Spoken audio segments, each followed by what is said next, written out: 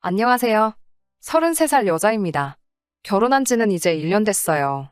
남편하고는 아주 어릴 적부터 친구였습니다. 한 동네에서 계속 자라면서 오래 알고 지낸 사이예요. 덕분에 양가 부모님끼리도 사이가 아주 돈독하시고요. 시부모님도 아주 저라면 껌뻑 죽을 정도로 아껴주십니다. 남편도 친정부모님하고 그만큼 오래 알고 지낸 사이니 지들 부모님한테 하듯 정말 잘해요. 그런 모습이 없었다면 결혼조차 하지 않았었겠죠. 남편과는 그냥 오래 알고 지낸 친구처럼 살아왔고, 사실 이 남자랑 결혼하게 될 거라고는 꿈도 꿔본 적이 없어요. 워낙 가까운 사이였기도 했고, 남편이 철들 무렵부터 어떻게 살아왔는지 가까이서 지켜보기도 했으니까요. 친구이던 시절에는 애인이 생기면 서로한테 소개해주기도 했었고, 어떤 상대를 만나왔는지도 다 알고 있으니 서로에 대해서 너무 잘 알고 있는 상황이었습니다. 사귀던 사람을 소개받는 자리에서 제가 남편이 철없는 행동을 하고 있으면 이러지 말라 그러지 말라 잔소리도 했고, 그 모습에 주변에서 제가 친누나냐는 질문도 몇 번이나 받기도 했어요. 저랑은 성격이 정반대예요. 남편은 주변의 인맥도 두텁고 사람들 만나는 것도 좋아해서 온갖 사람들 생일 챙기고 기념일 챙기고 하는 사람이었어요. 저는 약간 인간관계를 피곤해하는 스타일이기도 하고 조용한 성격이고요.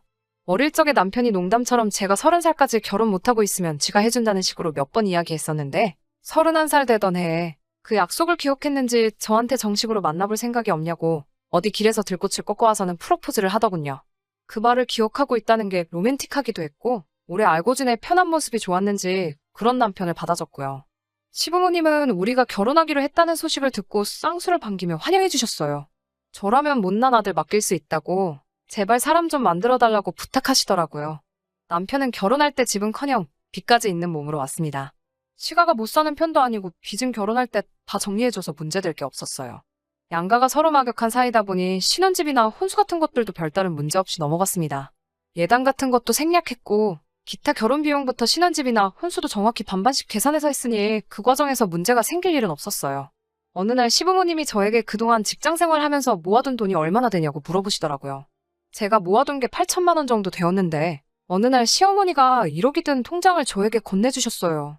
형편이 한쪽으로 기운 결혼은 아니었지만 저는 저금이 있는데 남편은 빚이 있는 상황이었으니 이렇게 해야 맞는 거라며 오히려 시가에서 자잘한 부분까지 챙겨주시는 게 너무 감사했습니다. 결혼을 하게 되면 그래도 한 집안의 가장이 되기 때문에 정신을 차릴 거라고 막연히 그런 생각을 가졌던 건 저의 불찰인 것 같았습니다. 옆에서 계속 지켜봐온 바 한 직장을 진득하니 오래 다니는 성격이 아니었어요. 1년 정도 일하다가 때려치우고 그 돈으로 한참 뭘 새로 배운다는 핑계로 먹고 놀다가 돈 떨어질 때쯤 다시 직장을 구하고 그런 식의 반복이었습니다.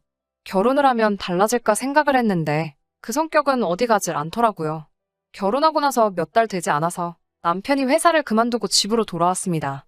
당연히 저랑 상의 한마디 없이 결정한 사직이었어요.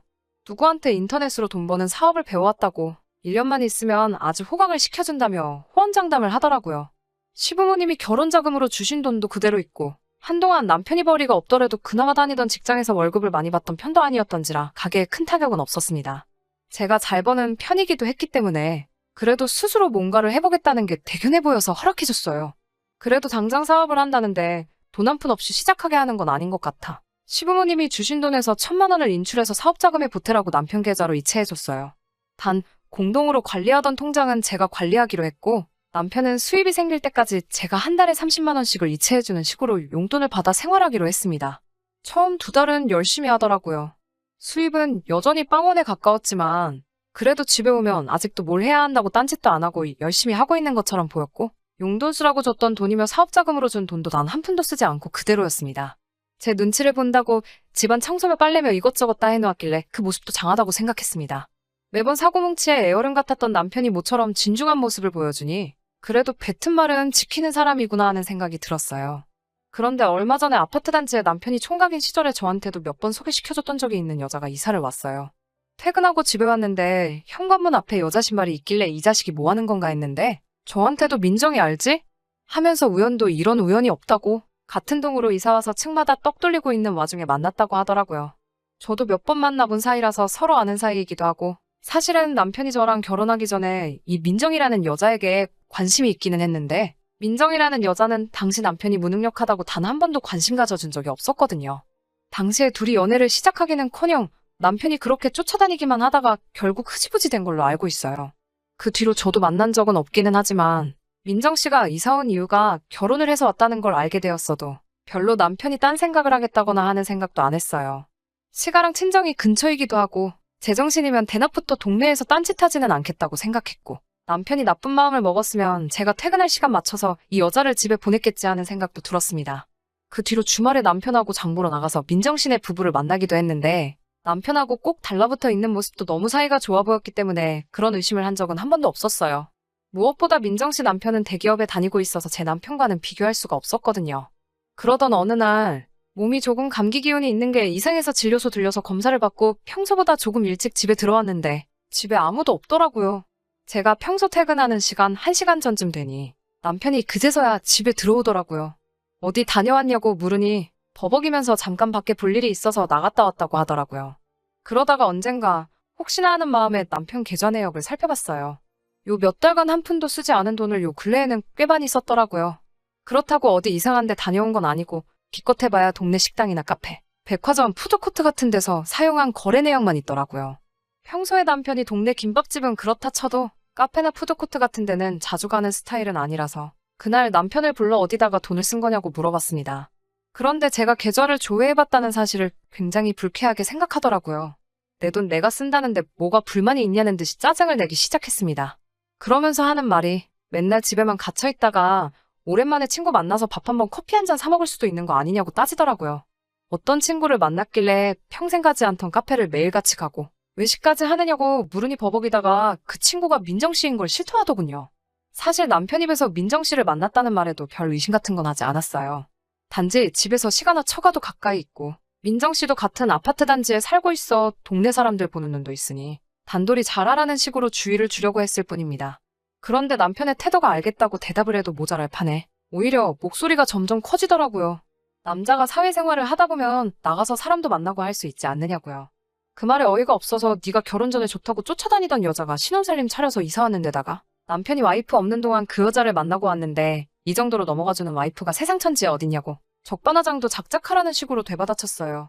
남편이 대번에 그 말을 듣고 너 지금 내가 바람을 피는 거라고 말하고 싶은 거냐고 노발대발 하더군요. 이쁘장하게 생긴 민정 씨는 결혼 전에 하던 일이 인터넷 쇼핑몰 모델이기도 했고 지금 자기가 하는 일 관련 업에 종사한 경험이 있으니 정보 좀 얻으려고 만난 거라고 호통을 치더라고요. 그 와중에 민정 씨가 남편에게 결혼하고 아저씨 다 됐다고 총각 시절에는 통 크게 쏘고 하더니 아주 쫌생이 아저씨가 됐다나 뭐 이딴 말을 했는가 봅니다. 오히려 저한테 요즘 용돈 30만 원 가지고 군소리 없이 사는 남편이 요즘 세상에 어딨냐고 민정이네 남편도 한 달 용돈을 200만 원을 쓴다더라 하면서 저한테 대려 고마운 줄 알라고 성화였습니다. 자기도 지슴씀이 큰 거 알아서 경제권을 양보했고 자기는 집에서 전업을 하고 있으니 돈 쓸 일도 없고 해서 어림도 없는 용돈 가지고도 저한테 불만 한번 말한 적이 없었는데 사업차 커피 몇 잔 마신 걸 가지고 그렇게 무안을 주느냐면서요. 듣다 보니까 어이가 없어서 적반하장으로 씨부리고 있는 신랑 주둥이를 더 이상 한마디도 못하게 움켜쥐고 엄동설 안에 내쫓기기 싫으면 그만 좀 떠들라고 한마디 했죠. 지금 네 입으로 들어가는 거며 밖에 나가서 웬 어디서 굴러먹다 온지도 모르는 여자랑 들이킨 커피며 지금 입고 있는 옷, 핸드폰비에 보험비, 아파트 대출금까지 지금 누가 벌어서 내고 있는 거냐고 한마디 했죠. 너가 집에서 사업하기로 했다고 해서 믿고 기다려주고 있는 거지. 네가 지금 민정씨 남편 반만큼만이라도 벌어와 보라고 나라고 네 용돈 더 주고 싶지 않겠냐고 한마디 했습니다. 그 말에 할 말이 없었는지 입이 대빨 튀어나와가지고는 방문 쾅 닫고 들어가 버렸어요. 한참 있다가 나와서는 자기가 집안일을 하고 있는 걸 하나하나 적어놓은 종이를 저한테 들이밀더군요. 자기는 전업주부를 겸하고 있는 사업가고 적어놓은 종이는 자기가 집안일하는 걸 자기 가사노동력을 최저시급으로 환산한 거라고 말하더니 한 달에 150만 원은 자기 월급으로 받아야겠다 하는 거 아니겠어요? 어디 가사도우미 숙식으로 들어가도 다 해주는 거 아니냐면서 자기도 이제 집안일을 하는 만큼 월급을 받아야겠으니 막무가내로 돈을 내놓으라는 식으로 나오더군요. 너는 나랑 결혼을 해서 부부가 된 거지. 이 집에 가사도우미로 취직을 한 거냐고 따져묻는 말에도 남편은 끝까지 나도 사회생활하면서 돈 쓸 곳이 많으니 자기는 무조건 이 월급을 받아야겠다고 하더군요. 용돈 준 거 민정 씨랑 밥 처먹고 커피 마시는데 써놓고 돈이 필요하다는 식으로 계속 짓거려대니 저도 듣다 열받아서 참을 수가 없더라고요. 그 돈 어디다 쓰려고 하는지 뻔히 보이는 마당에 참을 수가 없어서 남편 귀를 잡아서 밖으로 질질 끌고 민정 씨네 집 앞으로 쳐들어갔어요. 문을 부서져라 두드리니 민정 씨랑 퇴근한 민정 씨 남편이 놀라서 토끼 눈을 뜨고 무슨 일인가 밖으로 나오더군요. 민정 씨 앞에서 대놓고 무안을 줬어요.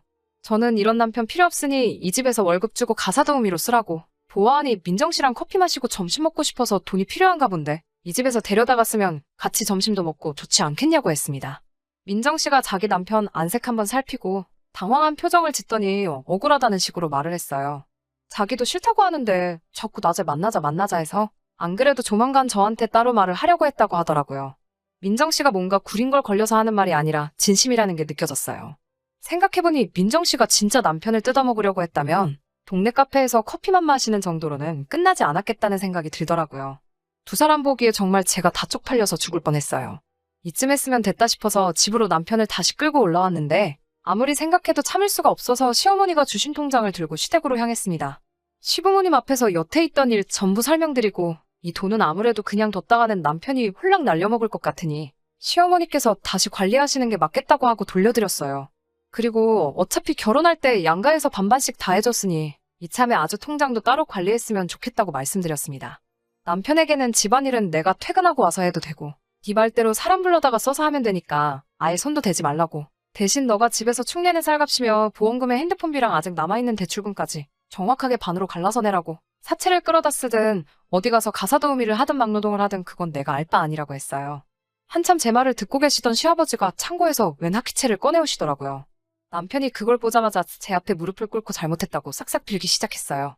시아버지는 제게 아직 준비도 안 된 놈 장가보낸 자기 잘못이 크니 신혼부부 갈라놓는 건 미안하지만 잠깐 남편 좀 다시 반품해달라고 이참에 아주 사람 만들어서 다시 보내주겠다고 하셨습니다. 오랜만에 대가리 크고 나서부터 한동안 하지 않은 교육 좀 해야겠으니 일단 저보고는 집에 먼저 들어가 있으라고 하시더라고요. 알겠다고 말씀드리고 밖으로 나가려고 하니 남편이 저보고 제발 자기 두고 가지 말라고. 제가 이대로 가면 자기 죽는다고 하면서 엉엉 울면서 빌더라고요. 또 사업한다고 할 거야? 월급 받고 가사도우미 한다고 할 거야? 확인차 다시 물어보니 두 번 다시 뻘짓 안 하고 제 말 잘 듣고 살겠다고 한 번만 용서해달라고 하는 말에 시부모님께는 마지막으로 제가 한 번 더 해보겠다고 말하고 훌쩍대고 있는 남편을 집으로 데리고 들어왔습니다. 긴장이 풀린 건지 조용히 잠든 남편을 보고 있으니 막상 결혼 생활이 현실이란 생각이 들면서 아직 철도 안 든 남편 데리고 살려니 고생길이 훤하겠다는 생각이 듭니다. 요즘은 다시 취직해서 회사에 출근하고 있어요. 아마 두 번 다시 지사업하겠다고 나대지는 않을 것 같고 지금 다니는 직장이 별 볼 일 없는 곳이긴 하지만 진득하게 오래 다녔으면 하는 심정입니다. 민정 씨네 부부한테는 미안하지만 그날 제가 찾아갔던 사실이 찜찜했는지 얼마 뒤 다른 곳으로 이사를 갔어요. 제가 써놓고도 조금 한심하기는 하지만 그래도 귀여운 구석도 많고 심성도 좋은 남편이에요. 언젠가는 둘이서 행복할 날이 올 것이라 굳게 믿으며 이만 사연 줄이도록 하겠습니다.